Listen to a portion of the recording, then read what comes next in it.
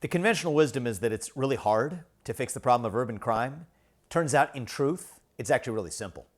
Here's the answer: precision policing. And I'll tell you what that means. Effectively, here's the problem. It is a really tiny number of people who commit the overwhelming majority of crimes. Take a city like my hometown of Columbus, where I am right now. You have a city with over 1 million people, and yet over 50% of crime, the majority of crimes, are committed by fewer than 500 people. Think about that. That's a staggeringly small number. All you got to do is get them off the streets, either into a psychiatric institution or in many cases in a prison where they actually belong.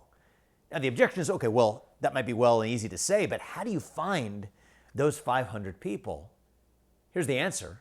They make it really easy to identify themselves because they're repeat offenders. They keep committing crimes. So you have a giant city with 1 million plus people in it. Fewer than 500, not 5,000, 500 of them are committing a majority of the crime.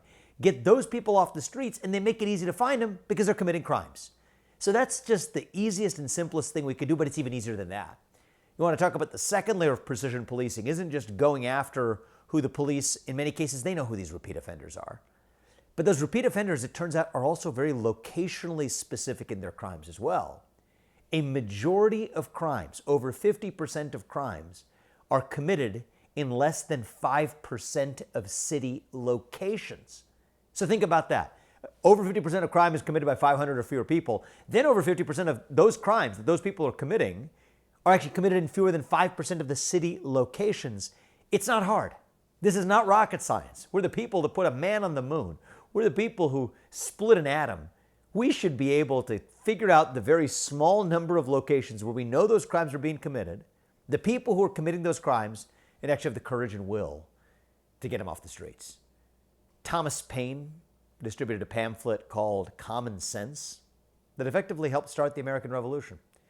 They call it common sense not because everybody has it, but because somebody almost everywhere has it. And we're a nation built on that foundational idea of common sense. I think it unites most of us in this country. And it certainly unites us to say we want less crime rather than more. If you've got violent criminals, lock them behind bars. And any political party, frankly, that can't muster the fortitude to say that probably shouldn't even exist in the United States of America.